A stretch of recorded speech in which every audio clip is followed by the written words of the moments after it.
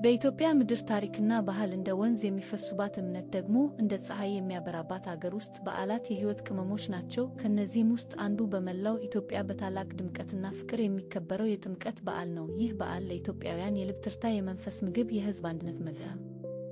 ይህ ታላቅ በዓል የጌታችንና የመድኃኒታችን የኢየሱስ ክርስቶስን በዮርዳኖስ ወንዝ በቅዱስ ዮሐንስ እጅ መጠመቅን የምናስብበት፣ የእግዚአብሔርን መገለጥ የምናከብርበት ልዩ ወቅት ነው። በየዓመቱ ጥር ቀን የሚከበረው ጥምቀት ለ3 ተከታታይ ቀናት የሚዘልቅ ሲሆን የኢትዮጵያን ከተሞችና ገጠሮች በደማቅ ቀለማትና በመንፈሳዊ ዝማሬዎች ያጥለቀልቃል። የአየሩ ጠባይ በዓሉ ሲቃረብ ከከተማ እስከ ገጠር ያሉ መንገዶች ሁሉ በሰዎች እንቅስቃሴ ይሞላሉ። ቤቶች ይጸዳሉ፣ ልዩ ምግቦች ይዘጋጃሉ። ልጆችና አዋቂዎች ደግሞ ነጭ የባህል ልብሳቸውን በአዲስ መልክ ያዘጋጃሉ። ከሩቅም ከቅርብም የመጡ ምዕመናን ንጹሕ የባህል ልብሳቸውን ለብሰው ነጠላቸውን ተከናንበው በሰላምታና በደስታ በመዝሙርና በጸሎት ወደ ጥምቀተ ባሕሩ ሲጓዙ ያሉ አንድነት በዓሉን ልዩ ያደርገዋል።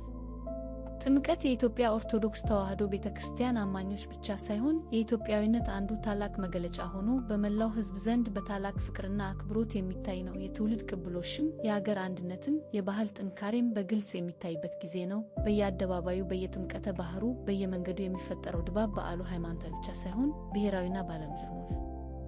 እንግዲህ ዛሬ በዚህ አስደናቂ ታሪካዊና መንፈሳዊ የጥምቀት በዓል ጉዟችንን እንጀምራለን። የዚህን በዓል ትርጉም፣ የዝግጅት ሂደቱን እና የሚታዩትን ልዩ ልዩ ሥርዓቶች አንድ በአንድ እንመለከታለን።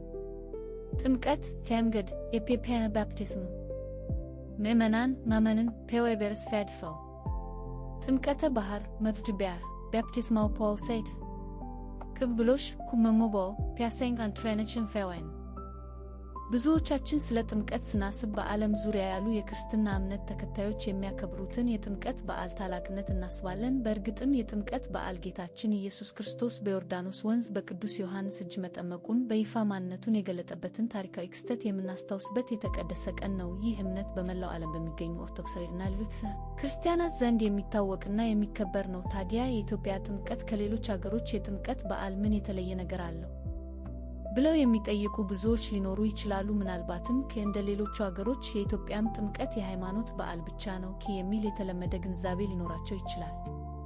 አሁን ከላይ የተጠቀሰው የሃይማኖታዊ ይዘት እውነት ቢሆንም የኢትዮጵያ ጥምቀት ግን ከቀላል የክርስቶስ ጥምቀት መታሰቢያነት የዘለለ የራሱ የሆነ ጥልቅ ታሪክና ባህላዊ አሻራ ያለው በዓል ነው። በሌሎች አገሮች ጥምቀት በዋናነት ሃይማኖታዊ ይዘት ሲኖረው፣ በኢትዮጵያ ግን በሃይማኖታዊ ክብረ በዓሉ ላይ ልዩ የማህበረሰብ ተሳትፎ፣ ማራኪ ባህላዊ ድምቀቶች ለዘመናት የተለበቡና ተጨምረውበት እናገኘዋለን። ይህ በዓል ከኢትዮጵያውያን ሕይወትና ማንነት ጋር በጥልቅ የተዋሃደ ነው። በኢትዮጵያ ምድር የራሱን ቅርጽ ይዞ ከሕዝቡ ማንነት ጋር ተዋህዶ የብዙ ትውልዶችን ታሪክ፣ ጥበብና መንፈስ አቅፎ የኖረ ነው። ስለዚህ ጥምቀት በኢትዮጵያ ውስጥ ከሌላው የጥምቀት በዓል ብቻ ሳይሆን የኢትዮጵያውያን የባህል፣ የሃይማኖትና የማህበራዊ ሕይወት አካል የሆነ በአይነቱ ልዩ የሆነ የመንፈሳዊነትና የባህል ድምቀት መገለጫ ነው። ከዚህ ቀጥሎ ይህንን ልዩነት በጥልቀት እንመርምርና የጥምቀትን ትክክለኛ ማንነት ከኢትዮጵያዊ እይታ አንጻር መልከት። የተለመደው ግንዛቤ ኮመን ፐርሰፕሽን፣ ታሪካዊ ክስተት ሂስቶሪካል ኢቨንት፣ ባህላዊ አሻራ ካልቸራል ኢምፕሪንት ማርክ፣ የተዋሃደ ኢንቴግሬትድ ዩናይትድ ኢንተርትዌን። የጥምቀት በዓል እውነተኛ መንፈስና ውበት የሚገኘው ኢትዮጵያ በልዩ ክብር በምትጠብቀው ታቦት ውስጥ ነው። ታቦት ማለት የቃል ኪዳኑ ታቦት ምሳሌ ሲሆን፣ ለእኛ ለኢትዮጵያውያን አማኞች ደግሞ የእግዚአብሔር መገለጫ፣ የእርሱም ቃል ኪዳን ሕያው ምልክት ነው። ይህ ቅዱስ ታቦት ዓመቱን ሙሉ በቤተ ክርስቲያን ቅድስተ ቅዱሳን ክፍል ውስጥ ተቀምጦ ከሰው ዓይን የተሰወረ ቢሆንም በጥር ወር በሚከበረው የጥምቀት ዋዜማ ማለትም በእቹ ከትረክ ዕለት በታላቅ ክብርና ዝግጅት ከቅድስት ቤተ ክርስቲያን ይወጣል። በዚህ ዕለት እያንዳንዱ የኢትዮጵያ ኦርቶዶክስ ተዋሕዶ ቤተ ክርስቲያን ታቦት በካህናትና በምዕመናን ታጅቦ በታላቅ ሰልፍ ወደ ተዘጋጀለት የጥምቀት ቦታ ወንዝ ወይም ገንዳ ይጓዛል። ካህናቱ በክብር ልብሳቸው ደምቀው፣ የብር ዣንጥላዎች ከፀሐይ ብርሃንና ከዝናብ ሲጋርዱ፣ ዕጣን በትሱ ሲታጠን፣ የጸናጽልና የከበሮ ድምፅ ከአንጀት በሚያወጣው ዝማሬ ሲታጀብ የአማኙ ሕዝብ ሰልፍ ከቅድስናው በላይ የሕዝቡን ጥልቅ እምነትና አንድነት የሚያሳይ ግርማ ሞገስ ያለው ትዕይንት ነው። እያንዳንዱ ታቦት የሚወጣበትና የሚጓዝበት መንገድ በዘፈንና በጭብጨባ በጸሎትና በምስጋና የተሞላ ነው። ይህ የከትረ ምሽት ለበዓሉ መንፈሳዊ መሠረት የሚጥል የመንፈስ ቅዱስ ኃይል የሚሰማበት የተስፋና የንስሐ ዘመን መባቻ ነው። ታቦቶቹ ለጥምቀት ሥርዓት በተዘጋጀው ቦታ ሲደርሱ ውሃው እንዲቀድስላቸውና ለበዓል እንዲዘጋጅ ከምሽቱ የክትረ ጸሎትና የምስጋና አገልግሎት በኋላ የጥምቀት በዓል ዋናው ቀን ሲነጋ የደስታና የመንፈሳዊነት ስሜት በየአቅጣጫው ይንሳፈፋል። ጎህ ሲቀድ ከታቦቱ ጋር ሌሊቱን ሙሉ የቆሙት ካህናትና ዲያቆናት ታቦቱ ወደ ነበረበት የውሃ ቦታ በመመለስ የውሃውን በረከት ሥርዓት ይፈጽማሉ። በልዩ ጸሎትና በዕጣን ጢስ ታጅቦ ቄሱ ምስክራቸውን በውሃ ውስጥ ሲያስገቡ ውሃው ቅዱስ ጸበል ይሆናል። ይህ ቅዱስ ውሃ ጌታችንና መድኃኒታችን ኢየሱስ ክርስቶስ በዮርዳኖስ ወንዝ የተጠመቀበትን ታላቅና ታሪካዊ ክስተት ያመለክታል። አማኞቹም ይህንን ታሪካዊ ክስተት ለማስታወስና የራሳቸውን ኪዳን ለማደስ በቅዱስ ውሃ ውስጥ ይገባሉ። አንዳንዶቹ ሙሉ በሙሉ በውሃ ውስጥ እየዘፈቁ፣ ሌሎች ደግሞ በበረከት እየረጩ የመንፈሳዊ ዳግም ልደት ስሜት ይሰምተዋል። የማደስ የንስሐና የይቅርታ እንዲሁም በአዲስ መንፈስ የመጀመር ቀን ነው። የልብ ንጽሕናና የአዲስ ሕይወት ቃል ኪዳን የሚታደስበት ልዩና ጥልቅ መንፈሳዊ ልምድ ነው። አንድ ክትረ ገደራ የጥምቀት ዋዜማ የጥምቀት በዓል ከመጀመሩ በፊት ያለው ምሽት ቴአቢ አፍቴምከድ ቴነህድ በፎር ቴምከድ ኬልብሬክሽን ቤጂንስ 2 ጸበል ጸበው በጸሎት የተቀደሰ ውሃ ቅዱስ ውሃ ዋቴር ቦይሰድ ሮይ ፕሬየር ሆይ ዋቴር 3 ይዘፍቃሉ ያሰፍካው በውሃ ውስጥ ሙሉ በሙሉ ይገባሉ ይጠመቃሉ። ቲያን የምንረስቴም ሰርቪስ ኮምፖይተዋኔን ዋቴር ቲያን ጀድ ቢያፕተ 4 ኪዳን ከዳኝ ስምምነት ቃል ኪዳን ቃል መግባት ኤጅሬመንት ካቬናንት ፕሮሚስ ፀሐይ በምዕራብ አድማስ ላይ ቀስ በቀስ ጠልቅ የሰማዩንም ዳርቻ በብርቱካናማና በቀይ ቀለማት ስትለብስ የጥምቀት በዓል ዋናው ሥነ ሥርዓት ፍጻሜውን ያገኛል። በሺዎች የሚቆጠሩ ምዕመናን ልባቸው በታላቅ ደስታና መንፈሳዊ እርካታ ተሞልቶ በየአጥቢያቸው ታቦት መመለስ ላይ ለመታደም ይዘጋጃሉ።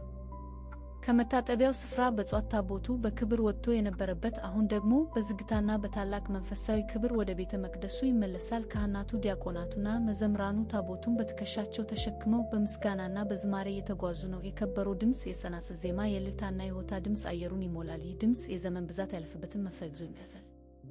ምዕመናኑም ታቦታቸውን በየፊናቸው እየተከተሉ በክብርና በአክብሮት በምስጋናና በጸሎት ያጅቡታል። አንዳንዶች በደስታ ሲጨፍሩ፣ ሌሎች ደግሞ እንባቸው በጉንጮቻቸው ላይ እየወረደ በጸጥታ ሲጸልዩ ይታያሉ። ይህ የደስታና የሐዘን የፍቅርና የምስጋና ውህደት የኢትዮጵያ ኦርቶዶክስ ተዋሕዶ ቤተክርስቲያን መንፈሳዊ ምስክር ነው።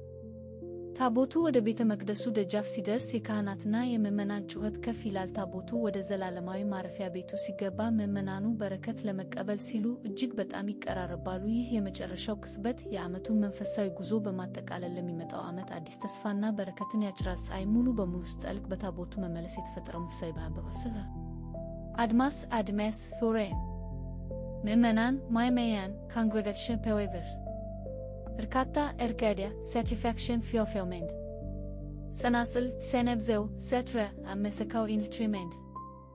እናም ውድ አድማጮቻችን የጥምቀት በዓል ታሪክና መንፈሳዊ ጉዟችንን ስንቋጭ ይህ በዓል ከቀላል ሃይማኖታዊ ሥርዓት እጅግ የላቀ መሆኑን እንረዳለን። ጥምቀት የኢትዮጵያውያን ጥልቅ እምነት መገለጫ፣ የትውልድ ታሪክና ባህል ደማቅ ውህደት ነው። በየዓመቱ በታላቅ ድምቀት ሲከበር የትናንትን ታሪክ ከአሁኑ ጋር በማስተሳሰር ለነገም የተስፋ ብርሃን ይፈታል።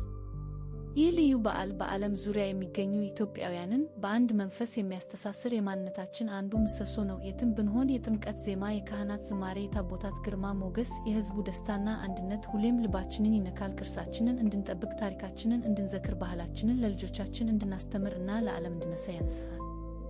የኢትዮጵያ ኦርቶዶክስ ተዋሕዶ ቤተክርስቲያን የምትሰብከው እምነት፣ የጥንት ነገሥታት ታላቅነት፣ የሕዝቡ አብሮነት ሁሉም በጥምቀት በዓል ውስጥ ተንጸባርቀዋል። ይህ ውብ ቅርስ የኛ ብቻ ሳይሆን የዓለምን ሰላምና ፍቅርን የሚያስተምር ታላቅ ትምህርት ቤት ነው።